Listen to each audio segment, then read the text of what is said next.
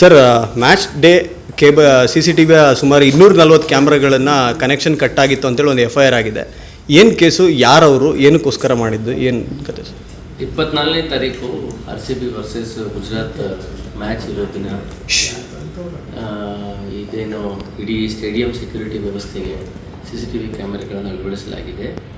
ಅದರದ್ದು ಏನು ಏಜೆನ್ಸಿ ಇದೆ, ಅವರು ಒಂದಷ್ಟು ಕೆಲಸವನ್ನು ಇನ್ನೊಂದು ಏಜೆನ್ಸಿ ಅವರಿಗೆ ಹೊರಗುತ್ತಿಗೆ ಮೇಲೆ ಕೊಟ್ಟಿರುತ್ತಾರೆ. IBS ಸೊಲ್ಯೂಷನ್ಸ್ ಅಂತ. IBS ಸೊಲ್ಯೂಷನ್ಸ್ಗೆ ಸ್ಟ್ಯಾಕ್ಯೂವಿಂದ ಕೆಲಸಗಳನ್ನು ಗುತ್ತಿಗೆ ಮೇಲೆ ನೀಡಿರುತ್ತಾರೆ. IBSನಲ್ಲಿ ಕೆಲಸ ಮಾಡತಕ್ಕಂಥ ಇಬ್ಬರು ಸಿಬ್ಬಂದಿಗಳು, ಮಂಜುನಾಥ್ ಮತ್ತು ಅಬ್ದುಲ್ ಕಲಾಂ, ಇವರಿಬ್ಬರು ಅವತ್ತು ದಿನ ಸರ್ವರ್ ರೂಮ್ಗೆ ಕೆಲಸ ಮಾಡುವ ನೆಪದಲ್ಲಿ ಒಳಗೆ ಹೋಗಿ ಅದನ್ನು ಮೇನ್ ಕೇಬಲ್ನ ಕಟ್ ಮಾಡಿರುತ್ತಾರೆ.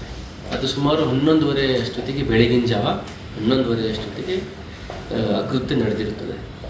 ಯಾವಾಗ ಇವೆಲ್ಲ ಸೆಟಪ್ ರೆಡಿ ಆಗ್ತಿರ್ತದೆ, ಇಮಿಡಿಯೇಟ್ಲಿ ಅದು ಫೀಡ್ ಬರದೇ ಇರುವಂಥದ್ದು ಗೊತ್ತಾಗಿ ಕೆಲವೇ ನಿಮಿಷಗಳಲ್ಲಿ ಅದನ್ನು ಸರಿಪಡಿಸಲಾಯಿತು.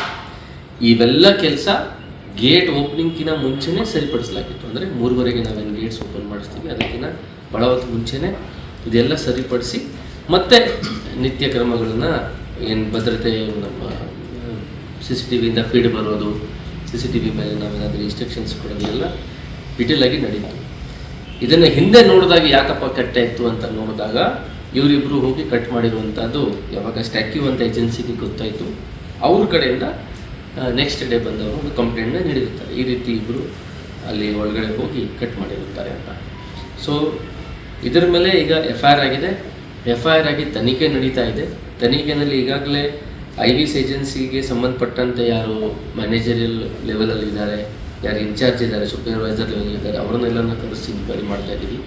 ಯಾರಿಬ್ಬರು ಸಿಬ್ಬಂದಿಗಳು ಒಳಗೆ ಹೋಗಿದ್ರು IBSಯಿಂದ ಅವ್ರನ್ನ ಸಹ ವಿಚಾರಣೆ ಮಾಡಲಾಗುತ್ತದೆ. ಇದು ಏನಾಗಿದೆ, ಇಲ್ಲಿ ತನಕ ಬಂದಿರೋ ಮಾಹಿತಿ ಪ್ರಕಾರ ಮೇಲ್ನೋಟಕ್ಕೆ ಅವ್ರ ನಡುವೆ ಹಣದ ವಿಚಾರದಲ್ಲಿ ಭಿನ್ನಾಭಿಪ್ರಾಯ ಉಂಟಾಗಿದೆ. ಯಾರ್ಯಾರಿಗೆ ಎಷ್ಟು ಹಣ ಕೊಡಬೇಕಾಗುತ್ತೆ. ಸೊ ಹಣ ಪಾವತಿಸಲಿಕ್ಕೆ ಸ್ವಲ್ಪ ತಡ ಆಗಿದ್ದಕ್ಕೆ ಈ ರೀತಿ ಆಗಿರುವಂಥದ್ದು ಮೇಲ್ನೋಟಕ್ಕೆ ಕಂಡು ಬಂದಿದೆ. ಎಷ್ಟು, ಏನು, ಎತ್ತ, ಯಾವ ಕೆಲಸ, ಅದು ಏನಾಗಿದೆ ಡೀಟೇಲ್ಸ್ನ ಬರ್ತಾ ಇದೆ. ಈಗ ಸಿನ್ಸ್ ಇಟ್ಸ್ ಲಾಂಗ್ ಸೀಸನ್, ಬೇರೆ ಬೇರೆ ಕೆಲಸ, ಪ್ರತಿ ಮ್ಯಾಚ್ಗೆ ಚಾರ್ಜಸ್ಸು, ರೆಂಟಲ್ಲು, ಇದು ಅದು ಎಲ್ಲ ನೋಡಿ ಯಾರು ಎಷ್ಟು ಹಣ ಬರಬೇಕಾಗಿರುವಂಥದ್ದು ಲೆಕ್ಕ ಆಗ್ತಾ ಇದೆ.